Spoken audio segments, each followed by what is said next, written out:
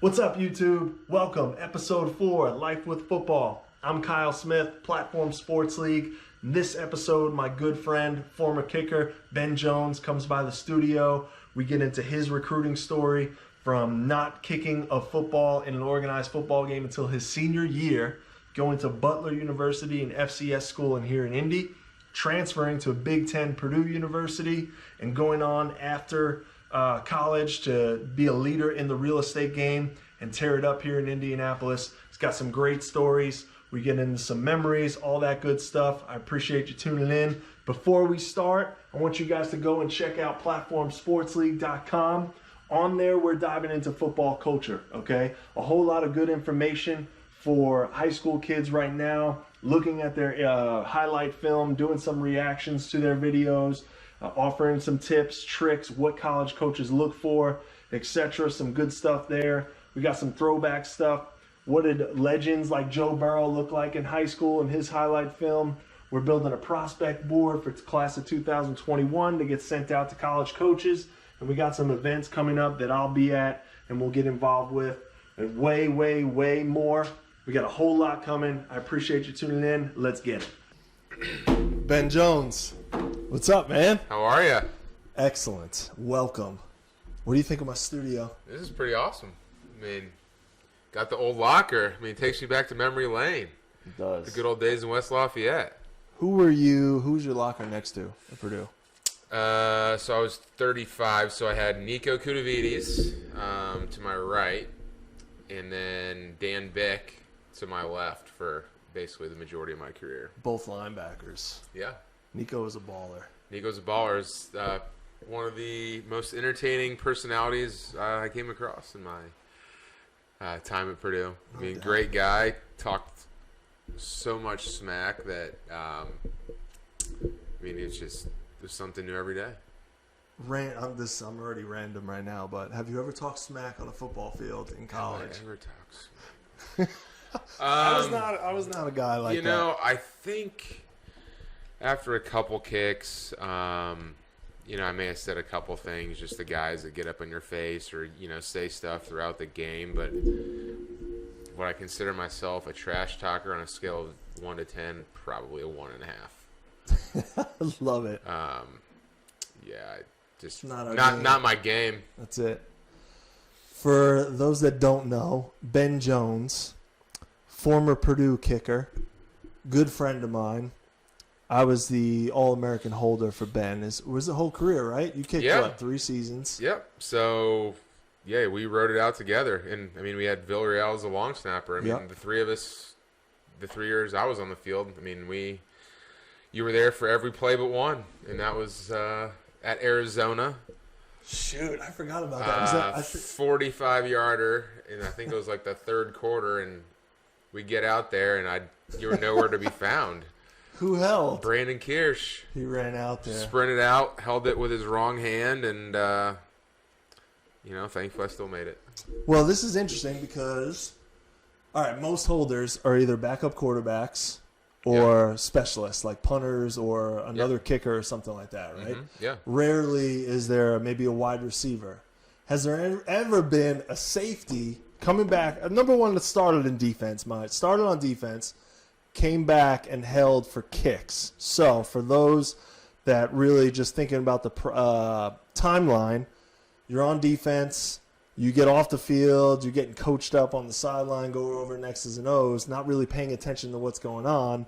Let's say it's 4th down now, they call for field goal, and I'm in some freaking zone or getting ripped. I think you were on the phone with Lou Anarumo, if I remember the story correctly. Probably ripping me to shreds for doing something. Yeah, I didn't play a whole lot of high school football 1 year, but I can't, I've watched a ton of football. I've been a football fan my entire life, but I don't ever remember a free safety being a holder. I mean, you might be the only one in Big Ten or college football history. Special, ladies and gentlemen, special. Yes. All right, let's go back, man. Let's go back. Football. So I literally started playing football at, I think, 6 years old. Let's go. When did you first get involved with playing football itself? So it all started, it was basically late fall, which would have been '99, and what's that? Junior year? Yeah, so it's basically right after football season of my junior year ended. And I was sitting in my U.S. history class, and the teacher, Dave Solomon, so backstory, I had known him almost my entire life. He was the head varsity basketball coach, and I was going to camps every summer, and I got to know him. And he basically is very, a huge sports fan. His claim to fame is he coached Brad Stevens in high school. Wow. But basically, he was just like Jones in his, he'd quit smoking, but he had smoked his entire life. He goes, "You can kick a football. Why don't you go kick for the football team?" And I kind of looked at him and I was like, "What do you mean?" And I guess our high school team had just lost in the regional finals to Mishawaka Marion, and Nick Setta had kicked a game-winning field goal or a late field goal for them to win. Nick Setta went on to kick at Notre Dame, have an awesome career. And so he was like, we need a legit kicker. And I was like, all right, sure, I'll go kick some football. So I, went to my garage, dug out this like 2 cheap footballs. One had like the sponsor panel on the corner, like the 4 panels. So it was like the plastic. I don't remember who the sponsor was, but it was like, it wasn't even a real football. So that winter I went out and I just started, kicking for fun. And I realized that I had a decent leg, and I was fairly accurate for someone that really had never done it before. I had a natural ability due to my soccer background. So, and you played soccer all throughout, Yeah, right? So I played soccer basically my entire life. What position there? I was a goalie. Right. So, which helped me down the road once I started playing from the, you're kind of on an island mentality. Right. So then basically spring of my junior year, I kind of kicked, but I was playing competitive soccer. And then that summer, they started summer workouts. Mm-hmm. And it was a bunch of dads that kind of put like 7-on-7 together. And they're like, "Ben, come kick." So I went out there, and then all of a sudden they hand me this 2-inch tee. Because in high school you can kick off a tee.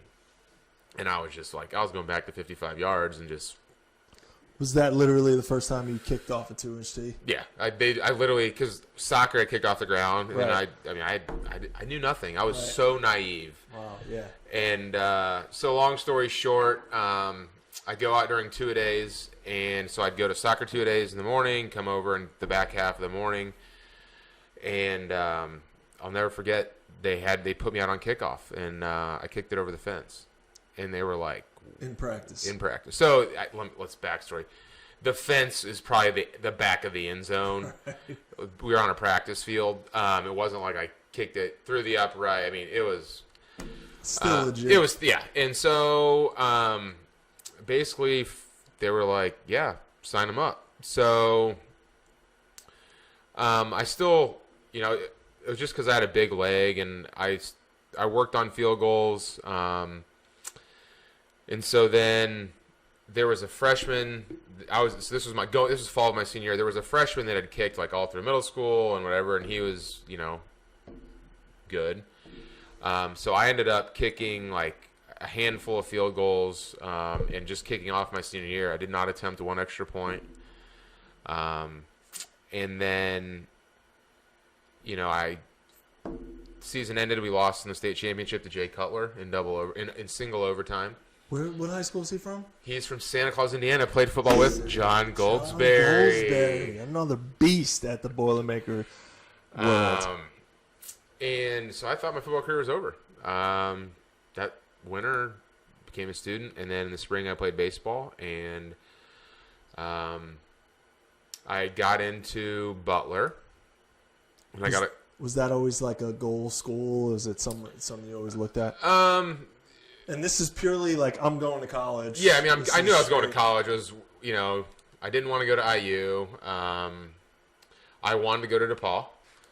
And I'd had conversations with their football coach, the legendary Nick Morozis, but I got waitlisted, which was tough because it's where both my parents went. Okay. Right. And so then I ended up getting into Butler, and their coach calls me and is like, "Hey, we like what we see on film. We saw you played football. Do you want to come play football for us?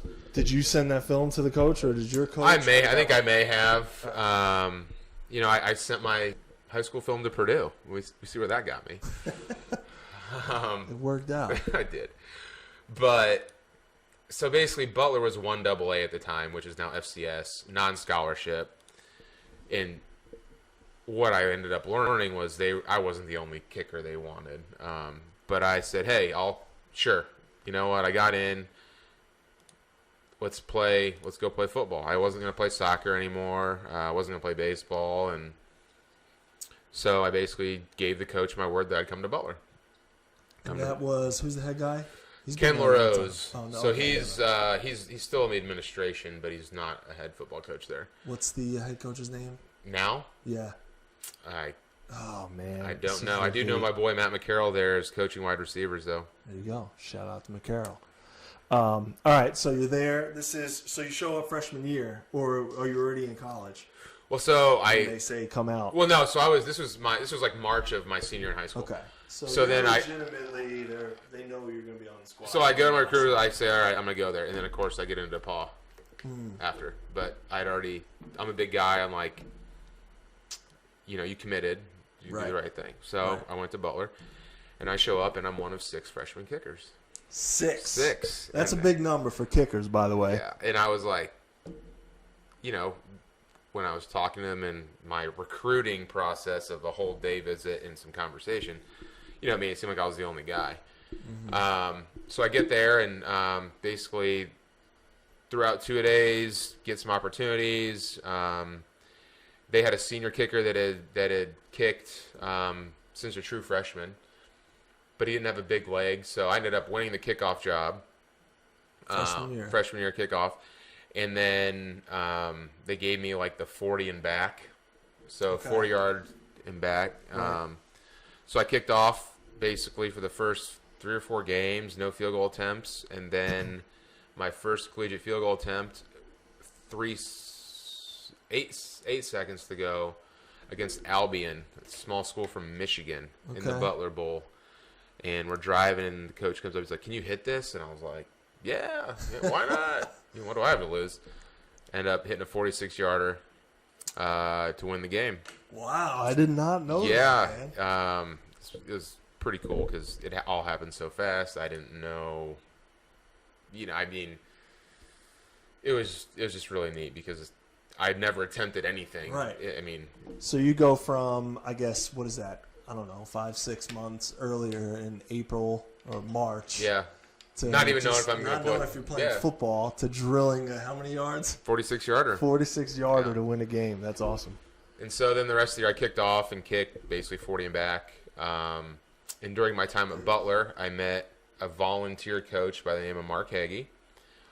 And Mark really, he knew the technical side, I was just raw. I could kick it, and that's about it. Shout out to Mark Hege. I know Hege. Great guy. Great guy. And so what's funny is the weeks before I'd hit that game winner, he had been getting me to change my field goal steps, and we had changed them literally the week before, and I had practiced with it. And then, because here's how raw I was. I was taking 3 steps back and just one giant step over to the left. Right. We've all watched football in the NFL. These guys are so particular. They take 2 or 3 steps. It's so precise. So Mark basically said to me, he's like, if you work at this, you can play at a higher level. And I was like, okay, okay, Mark. And then the more I thought about it, it's kind of like, you know what? You only live once. Right. I could have stayed at Butler and been the man for 3 years and probably had a great career and gotten a degree from Butler. But I grew up a Ohio State fan due to my father growing up in Ohio and going to med school there, and so I knew Big Ten football. And I thought, you know what? Let's give Purdue a shot. If I don't make the team, I have some buddies from high school up there. Right. If I do, see where it goes. And this is when? So this is literally after your freshman year? Yeah. So basically, we finished up the season, and the winter was when Mark and I started working together. Probably once every week or two. Did you know him before the season? I did not know. I met him at Butler. And during in what two-a-days. capacity? He just showed up and was like, hey, I'm here to help the kickers and punters. I'm a volunteer. I mean, Mark was young and really loved football. I didn't know that. Yeah. Did he work with other kickers outside of that? Like, was he already into that world, I guess? Maybe a little. I mean, not nearly as engaged as he is now. I mean, Right. I think he just kind of was like, hey, you Right. know, I can gain some experience. He's a super nice guy that likes to help. And it's shocking, and not many people know, but especially back then, when we were in college, it was like nobody was on staff that coached kickers. Not a whole lot, No. right? Like There's still plenty Right. of colleges where that doesn't happen. right, where it's not specialized, and we can get into that once we get there about card games and all that. But it's just interesting that like you have kickers that are on scholarship at these schools, but you have linebacker coaches, and no disrespect to anybody, but Coach Mark Hege, who's now at Texas, one of the great coaches that we know, but he was our special teams coordinator, and probably the opposite personality to coach a kicker, right? Yeah, but he knew what he didn't know. Right. True. And he relied on Hege a lot. They ended up having a great relationship. I think still do. And I think that's probably why I was somewhat, I'd like to think I was successful. He just said, Ben, you don't cut corners and know how hard you work. Like, go do your thing. I wasn't the type of guy that he had to, like, get on to work out or do things. He knew I was going to do what I was asked, and he knew I wanted to get better. And so he kind of just let me go, which, I think was a blessing for my personality. I think there's people out there, there's other kids just from me coaching that you have to stay on. Right. But yeah, it's just one of those things in college football. I'm shocked. Based on the millions of dollars of revenue from a win and a loss, they don't pay a guy $200K to come in and coach your kickers. No doubt. All right, so let's back up. So you were kicking field goals your freshman year. I mean, there was a senior that was leaving. Yeah, I was kicking 40 and back. So it was a senior that's leaving. The spot's there. Mm-hmm. So it's Spot's basically mine if I yours. want it. Yep. And you decide for some reason I'm going to go give this a shot. I mean, I hate the. There's something behind that, dude. No, it's just so I grew up Big Ten, football fan. So I'd been to the Horseshoe. I think I'd been to Ross Aid, and I'd been to an IU game. And I was just, you know what? And I grew up a soccer fan, and you see, I'd watch World Cup. You see all these, a lot of people. I was like, this would be awesome. How cool would it be to just run out in front of 60,000 people at Purdue, 110 at Penn State? So I just said, do it. And if, you fall short, you fall short. But I knew I was at Purdue, which is a great school, and I had buddies there. So it's not like I was, going to USC where I didn't know anyone. I think that's a huge point, though. Like, a lot of guys, and I've said this before, but, like, you get a lot of messages like, go where you're wanted, go where, you're needed.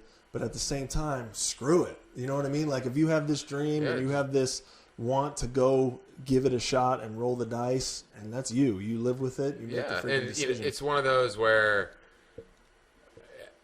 I didn't want to wake up. Yeah, I didn't want to kick at Butler for, let's say, I finished out my career, had a great career, and, whatever. And it's like, what, could I have gone to Purdue and done this? Right. Could I have played in front of 100,000 people at Penn State and done this? I don't know. Love it. Love that you say that. So, yeah, I just basically made the choice, and I applied to Purdue, and after retaking a summer school class at Butler, got in. Who was the connection? Was it Hagen? So it was Scott Downing. Okay, yeah. He was the special teams. Yeah, he was special teams. So he and Hege knew each other, not close, but just from camps, working camps in the summer. And so Hege basically was like, I mean, I don't know how the conversation went, but I got a kid that's raw. Give him a shot, and if you don't like him, he's happy to go to school there. Basically the gist of it. So what happened was I went up, which would have been the fall of 2002. So I did not go to two-a-days. I came after school started. Okay. So I basically joined the team week 1. I have no recollection of that. It's all right. We weren't boys then. We weren't. And so I basically I didn't do anything at practice because I was a kicker. They were in season. They were giving reps to Barron, who was the starting kicker. He was a junior, JUCO All-American. And I was just kind of hanging out, kicking. Talk about that real quick. So in a practice, so we're in the fall, so it's season. Obviously, we're in season, game prep and all that stuff. But like for a kicker or for that specialist group, you had a period that you were kicking, but then what else? Like when we're in offense, defense, and you got Downing, who is the running back coach, right? Yeah. He was a special teams coordinator, running back coach. We got a group of guys. How many? Barron, you, so maybe five. At least 5 to 6 guys that are either like a specialized long snapper or kickers or a punter. Yeah. Slayton, was he there? Yeah, Brent Slayton. Dave Bridus after, yeah. What are you guys doing? I know there was card games going on. Was this it this year? No, it was 02, yeah, Andy Nelson. So, I mean, this is going to come across poorly, but it is what it is. It's all good, man. So, basically, we'd kick, you'd stretch, and we'd go into punt, and then, we may hit some easy, like, extra points or whatever, but then we'd have, like, a 45-minute break. So, a lot of times, we'd go into Mollenkopf, the inside, and we'd do like soccer golf or punt golf. Right. So which is like basically playing golf with football. It's actually a lot of fun. We'd play pig, kicking into uprights. My go-to is I could hit left-footed from like 44 yards. So if I ever got down, I'd just go to 40 yards and hit left-footed kicks and win. Nail it. But there were some card games. Andy Nelson did order Jimmy John's one day. Dang, man.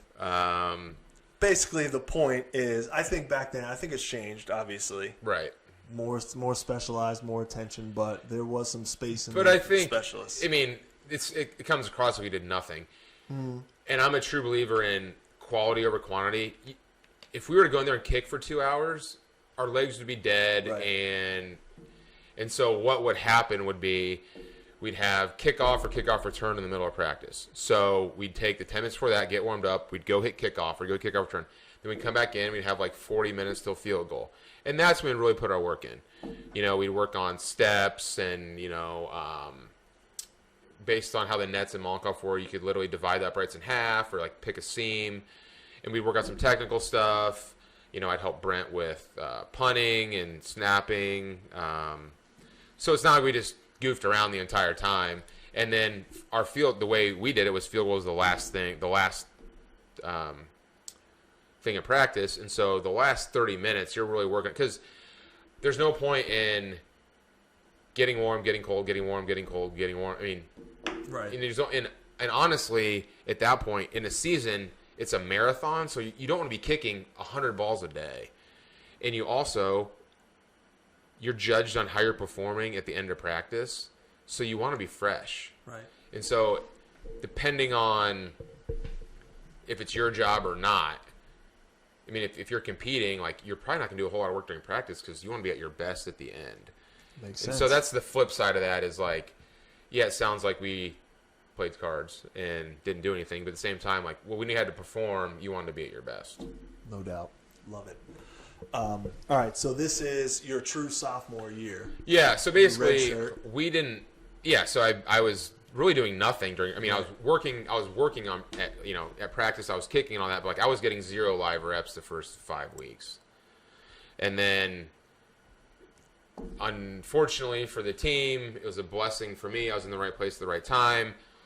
Barron struggled in the game. He had a bad game against Wake Forest. Mixed 3 in the fourth quarter. Tough one. Yeah. So basically, Coach Tiller thought it'd be good if I started getting some reps. And I think from that point, it was like a pressure thing to put on Barron more than like seeing if I was worth anything. Who Tiller was freaking known for. Quarterback position. Oh, yeah.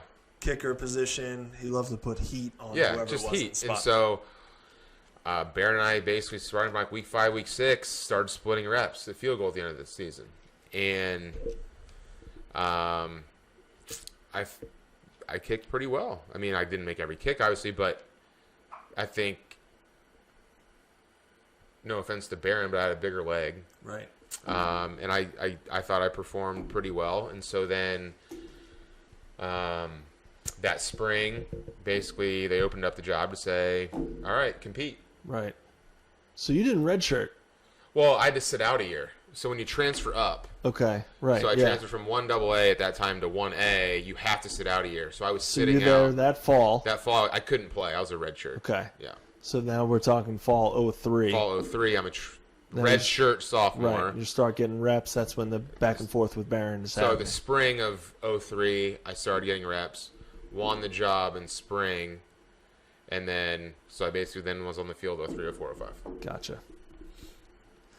Solid. I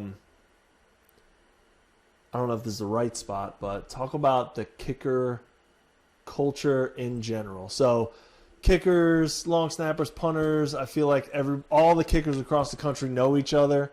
They know the coaches involved. It's just a small, like this close-knit community. Tell me if I'm right or wrong. I think for the most part you're right. A lot of times you work camps together in the summer. I was just going to say, it's got to be the camp circuit. So I would, in the summer, I'd go work. At that point, it was Play Like the Pros with Doug Pelfrey, who kicked for the Bengals for years, and Jim Breach. And so I was, working camps with the kickers from Michigan, Robbie Gould from Penn State, some guys from some smaller schools, Kentucky. Weren't you boys with Novak? Nick Novak from Maryland, yeah. He's still XFL. He's XFL. That's awesome. Yeah. Man. I'll never forget working at a camp in Kentucky because it was Saturday morning and we're all out there stretching, and Jared Lorenzen, Hefty Lefty, is out there pulling a sled because they're trying to get him to lose weight. Wow, yeah. But, yeah, I mean, close, because you're all kind of in it together. You're on the team, but you're a kicker. I mean, right. You're the stereotype. And so you text throughout, the season, how you doing, you're watching each other's games when you can. And you develop relationships. I mean, my senior year when Robbie was with the Bears, I went up for a Bears game and he, stayed with Robbie, and so cool. you become close because you're all experiencing the same thing in a different way. I always felt a small piece of that, just a little bit. You were my bridge. You were to part that of world. it. I mean, without you, I can't. I don't think you gave me. I think you gave me one bad hold my entire career. What can I say? And I think that's like a 99.99% track record. And I don't even. I mean, I still remember it was a 50-yard at Wisconsin. Love it, man. The thing that I had no idea about was literally the science of it. So I don't know how to break that down on a podcast, but how specific? How specific? Like what got me when I was first introduced as a holder, because I held in high school, I had no idea what I was doing. It was like the opposite knee, and I had the wrong things going on. And the first time, I'm trying to think if there's a football in here. I wanted to show something. I don't. But the surface area of the football, right? Like literally The in high lean. school, I would just be like straight up, but then in college, I was introduced to the lean forward and in to give you more surface area. Right. And then the biggest thing for me was literally we would move that quarter of a yard, half a yard to adjust off of Villarreal snaps. Yep. Like you want some Which amount of is rotations. a whole topic. I mean, let me take a branch off that. Yeah. There should never an NFL kicker should never ever get laces ever. Because of who? Because of that. The snapper. So basically, stay with me here. A snapper snaps a perfect snap based on rotation, somewhere between 7 and 7.5 yards. The holder should catch it and be able to put it down with the laces facing out. In the NFL, snappers are basically perfect. Right. So there's no reason how you can't figure out in the NFL between 7 and 7.5 yards where that spot is, so the punter can catch it and put it down and have the laces out. I mean, it shocks me. I watched the Kansas City, I think it was I don't know if it was the NFC or the championship game or the Super Bowl, but Harrison Butker got laces on like a 40-yarder. And I'm like, really? I'm looking at TV and I'm like, that should never happen in the NFL. Right. Wow. And I know people all around just don't know the science that goes into that. No, and there's so much. It's a game of inches, your steps back, where the ball is placed, the the snap, like you said, do the rotation of the ball and the length, because usually most kickers are 7 yards. I kicked from 7.5 in college because at 7.5 yards, K. Smith could catch the ball and put the ball down, and 9 times out of 10 the laces are facing out, which made his life easier. It made the confidence that I'm not going to get laces enormous. And so it's just it's simple, but it's not. Right. Well, all right. Talk about your mental approach as a kicker. Like, to me, I've always compared it to like golf swings, I guess, in my mind, and what the hell goes on in your head, in between your ears, in those kicks, in those big kicks. So where we are in the story, you are the guy, right? 03, Yes. 04, 05, you're a starter. We'll get into some of those scenarios, I guess, but in general, you're in big-time situations, small situations. What's the mental approach? Give me your philosophy, I guess. I mean, it's the same thing every kick, but is it? No. I mean, you try not. I mean, you have confidence from success, and you get success from confidence. So which is first, the chicken or the egg? And I think if you're confident in your ability, you really go out there and you're excited for the opportunity. Where I think, whether it's a kicker, a pitcher, a golfer, when they start to go into a drought or have a slump, it's because they've lost that excitedness for the opportunity. They're more like they feel the pressure to do it. I mean, what went on in my head? I mean, you get out there and it's routine. You want to make it as easy as you can. I mean, you've taken your steps 1,000 times. You kicked the ball 1,000 times. But right there, like your first time out there, it has to be in your mind. So I'm trying to think. Like, I know it was for me, and maybe after like 3 plays, I was back in practice. But you don't get that. No. So I always preferred my first attempt of the game. So I love to kick off the start of the game. True. Because you got you out there, you got the adrenaline going, you got the keys, right? And it it got you involved. If we did not kick off first, then I wanted my first kick to be an extra point, just to get out. Same reason. It's I get out there, you hit it. But you do it so many times, so it's routine when you get out there. But then you get out there and you still, I mean, I was nervous probably every time you go out there. Right. And I wouldn't call it nervous. It was like adrenaline. Yeah. But nervous, I can completely tell you. Bowling Green, first game, playing against Urban Meyer.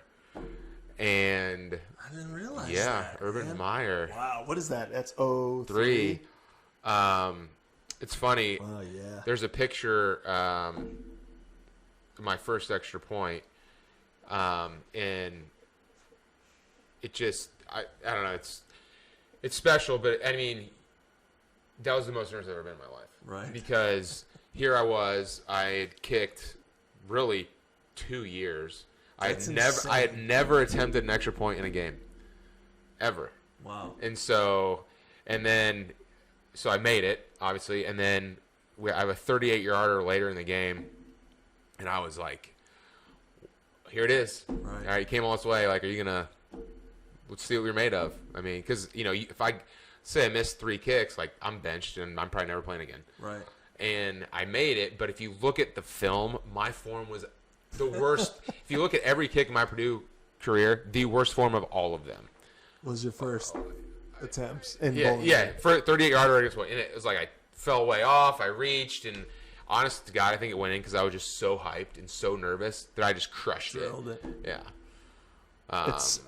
It's funny, too. Like, I knew after a while you could tell, like, I wouldn't even have to look, that the feel of the ball, the feel of the kick, I knew it was good. You know what I mean? Like, if it was, like, off or something didn't click, you could tell as a holder, which is weird. That's insane, man. 2 years, not even 2 years of kicking. Really, and yeah. you're in front of, 60,000, 56,000, whatever it is. Yeah. What is, obviously that's a cool story. If somebody were to tell you just like your coolest memory, I guess, On the field, off the field, I guess around game day, what would you say? Around game day, I always, and it's probably similar to a lot of people, is running onto the field. I always was the last one. Well, so when our team came out. When our team came out, we were not yes. the specialists. Yeah, Right. yeah. When our team came out, it's just, there's something. Purposely, you just I was like always the last. With that freaking jog of yours. Yeah, that you well, had. You're right. Okay. Well, I was also, from an efficiency standpoint, I was literally one of the managers waiting for me with the ball. And Gotcha. But I always liked being the last one out. And I'll never forget, at a camp that summer before, I don't remember who I was talking. I think it might have been Jim Breach. And he goes, take mental pictures throughout your career for What's up, guys? Listen, the end of the video got cut off. We only got about 36 minutes. Unfortunately, all this stuff doesn't come without its hitches, man. So feel free to go check out the podcast on all the available platforms to watch the rest of the episode. Till then, we'll see you next time. Appreciate you again for tuning in.